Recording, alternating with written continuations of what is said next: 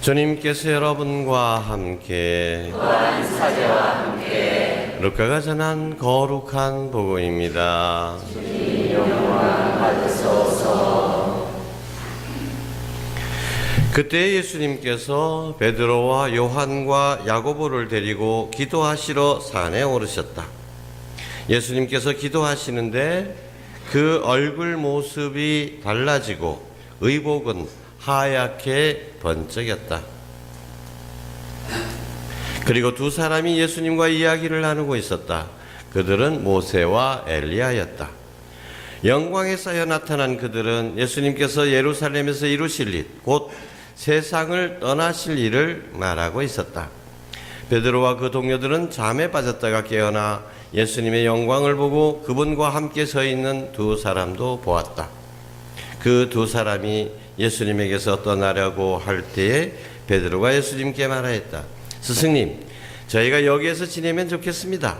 저희가 초막 셋을 지어 하나는 스승님께, 하나는 모세께, 또 하나는 엘리야께 드리겠습니다. 베드로는 자기가 무슨 말을 하는지도 몰랐다. 베드로가 이렇게 말하는데 구름이 일더니 그들을 덮었다. 그들이 구름 속으로 들어가자 제자들은 그만 겁이 났다. 이어 구름 속에서 이는 내가 선택한 아들이니 너희는 그의 말을 들어라 하는 소리가 났다. 이러한 소리가 울린 뒤에는 예수님만 보였다. 제자들은 침묵을 지켜 자기들이 본 것을 그때에는 아무에게도 알리지 않았다. 주님의 말씀입니다. 그리스도님 참여합니다. 앉으십시오. 참 예수님, 가끔 살다 보면 황당한 경우를 만나게 됩니다. 네, 제가 몇 년 전에 그 미국 어느 본당에 가서 성령 봉사를 하고 있는데 같이 봉사하던 신부님의 그 강의에서 이런 황당한 이야기를 들었는데 그것이 제 마음속에 오래오래 남아 있습니다. 그 신부님은 신학생 때 병원에서 현장 실습을 하게 됐다 그럽니다. 영안실도 가고 뭐 이제 외과도 가고 수술병동도 이렇게 다니고 그러는데 한번 정신병동에 실습을 갔대요. 근데 여기는 별의별 사람들이 다 있죠. 그런데 한 아가씨가 너무도 예쁘고 그런데 무슨 병인지도 모르겠는데 어쨌든 다른 사람들과 어울리지를 않고 혼자만 그게 우두커니 서 있다는 겁니다.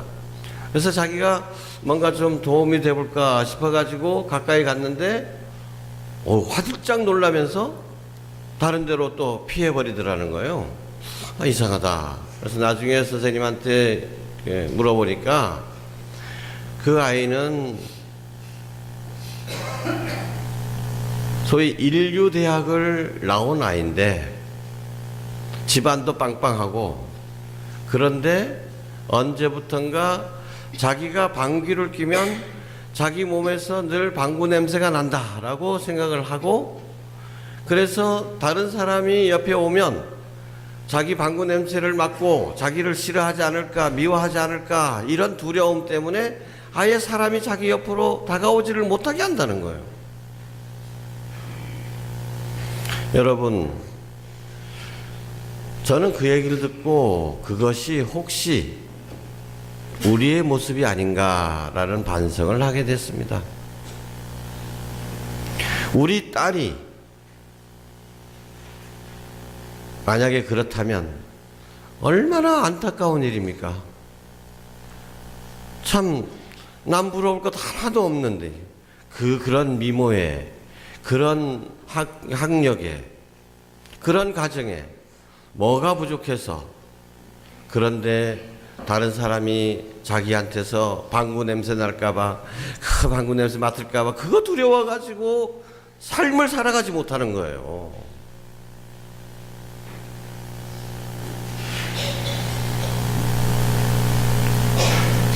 저는 오늘 예수님의 거룩한 변모에서 우리 자신이 예수님의 이 거룩한 변모를 닮은 사람이다라는 것을 깨닫지 못하면 이 안타까운 아가씨와 같은 꼴이 되고 만다는 것을 우리 모두가 깊이 묵상해 봤으면 좋겠습니다. 예수님께서 제자들 앞에서 당신의 본디 창조 이전에 지니고 계셨던 죄에 물들기 전에 인간의 육체가 지냈던 그 빛나는 모습, 얼굴은 태양처럼 빛나고 달리 어떻게 표현할 방법이 없어. 인간의 말로는 그 의복은 눈처럼 하였다, 그저 빛났다, 이런 정도로밖에 표현할 수 없죠. 그런데 그 모습은 아담과 하와가 죄를 짓기 이전에 우리 육체가 누렸던 영광인 것입니다. 비록 우리가 죄 때문에 이렇게 하느님의 영광을 잊어버렸지만, 죄 때문에 우리의 육체가 이렇게 추해지고, 죄 때문에 우리가 이렇게 썩어 문드려졌지만, 그러나 본디 그런 모습이 아니었죠. 그런 비참한 우리를 예수님께서 당신의 피로 씻어주셔서 우리를 깨끗하게 해주셨습니다.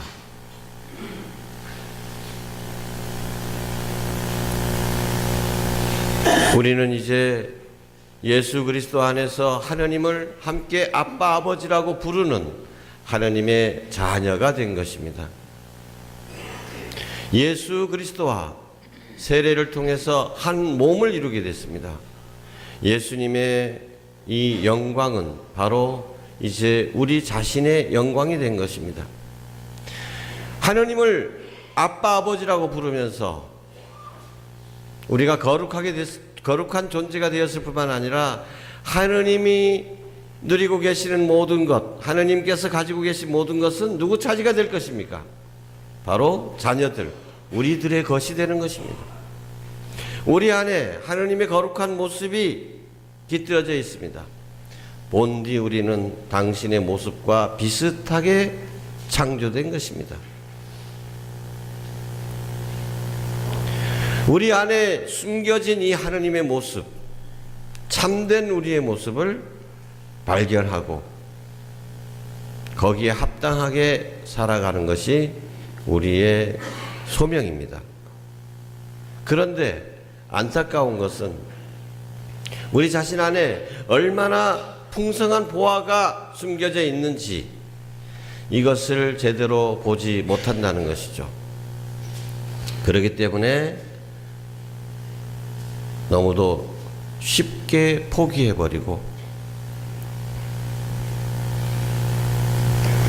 내 자신의 부족한 면만을 바라보게 됩니다. 그래서 저 하느님과 가까이 갈 수 있는데도 불구하고 날개 잘린 새처럼 이 세상에서 바둥바둥거리며 살게 되는 것입니다. 여러분 혹시 나는 원래 그래 이런 말을 해본 적은 없으십니까? 누군가 너 왜 그러냐 그랬을 때 나는 원래 그래. 어떤 아가씨가 연애를 하는데 자기는 그 남자친구가 뭘 해줘도 그렇게 자기한테 자상스럽게 해줘도 애교는커녕 그러니까 뭐 늘 목석같이 뭐 좋다 나쁘다 뭐 이런 표현도 거의 안 했다는 거예요. 그래서 남자친구가 좀 그럴 때마다 섭섭해서 야 그거 좋으면 좋다 뭐 그거 좀 표현 좀 해봐라 그럴 때마다 자기는 나는 원래 그래 이랬다는 겁니다. 1년 뒤에 남자친구가 지쳐가지고 이별의 편지를 보냈대요. 원래 그래 라는 너의 말이 얼마나 무책임한 것인지 너는 알아? 나는 그래 원래 그래라는 말은 무슨 뜻입니까? 노력 안 하겠다는 거예요. 이대로 살겠다는 거예요. 원래 그래요? 정말 원래 그런가요? 근데 많은 우리 신자들이 자신에 대해서 자신이 얼마만큼 더 고귀한 존재가 될 수 있는지, 얼마만큼 더 하나님께 가까이 나가면서 하늘나라의 시민답게 살 수 있는지를 잊어버리고 뭐 이 정도면 됐지, 이렇게 살아간다는 것입니다. 물론 요즘 심리학에서는 자기 자신을 있는 그대로 받아들이고 자기 자신에게 만족하고 그렇게 감사하면서 살라고 합니다.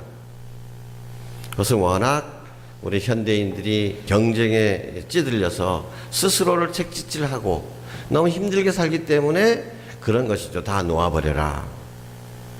그러나 그런 순간적인 마음의 위안을 얻기 위해서 포기하는 대가가 얼마나 큰 것인지를 안다면 그렇게 나는 이대로 살다가 죽을란다 이러지는 않을 겁니다.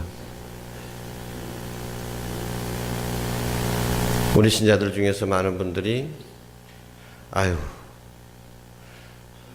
나는 기도할 시간 없어, 나는 기도 못해, 내가 무슨 공부를 다 시작하냐 이 나이에, 나는 이 정도면 돼, 이 정도만 내가 남을 도와줄 수 있지, 내 코가 석자인데 어떻게 남을 도와, 더 이상은 남 어때, 나 요 정도만 나 베풀 수 있어, 아 이런 정도까지는 내가 참을 수 있어, 그런데 이 이상은 내가 절대 용서할 수 없어, 내가 받아들일 수 없어. 이건 내 습관이야. 몇십 년 동안 이렇게 살아왔는데 뭐 이걸 어떻게 고쳐? 이제 난 못 고쳐 이거. 이런 모든 이야기들이 다 우리 안에 계시는 하느님의 능력을 바라보지 못하고 내 자신의 그 일그러진 모습만 바라보기 때문입니다. 우리는 할 수 있습니다. 높이 나를 수 있습니다. 우리 자신이 본디부터 가졌던 능력이 아니라 예수 그리스도께서 다시 회복시켜 주신 능력입니다. 우리는 믿는 사람들입니다. 우리는 매주 고백을 하죠. 전능하신 천주 성부를 믿습니다. 예수 그리스도를 믿습니다. 그렇죠? 예수 그리스도를 믿는다는 게, 전능하신 하느님을 믿는다는 게 무슨 의미입니까? 아, 나는 아파보나 남이 아무것도 못해, 이게 믿는 겁니까? 하느님을 믿는 겁니까? 아픈 자기 몸을 믿는 겁니까? 나 이런 상황 속에서는 무슨 사랑이야. 북한이 핵폭탄을 저렇게 준비하고 있는데 무슨 사랑이야. 저런 놈들은 나 더 이상 난 관용할 수 없다. 똑같은 거죠.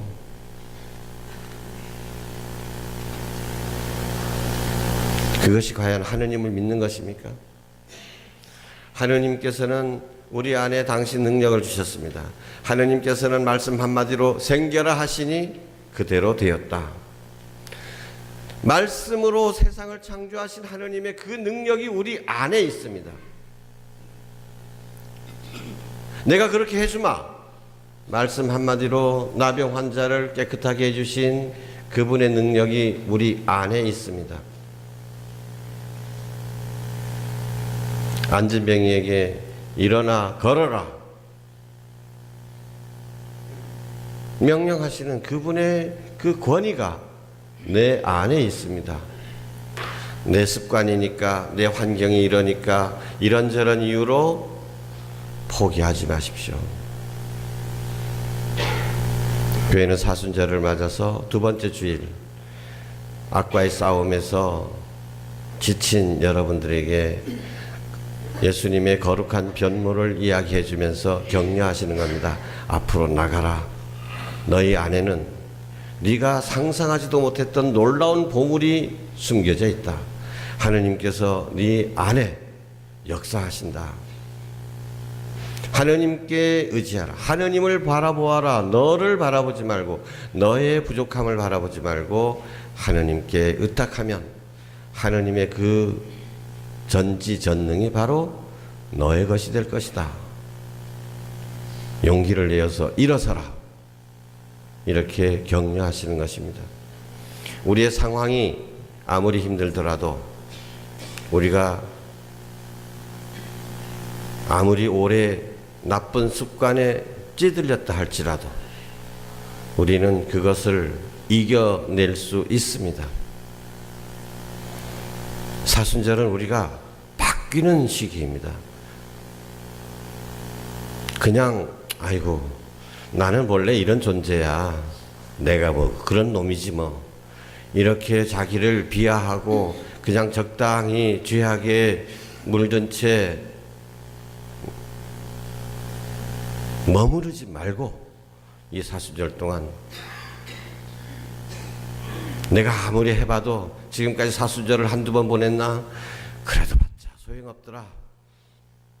이렇게 자빠져 있지 말고 쓰러져 왔던 나를 바라보지 말고 내 안에 새롭게 역사하시는 하느님을 바라보고 다시 시작하는 것, 다시 일어서는 것, 이것이 바로 사순절의 회개의 시작인 것입니다. 그럼으로써 이 사순절 동안 우리는 우리 안에 정말 하느님의 능력이 얼마나 놀라운 것인지를 깨우치는, 그래서 우리 입에 늘 하느님께 대한 찬미와 감사가 넘쳐 흐르는 부활의 기쁨을 함께 누릴 수 있기를 바랍니다. 아멘.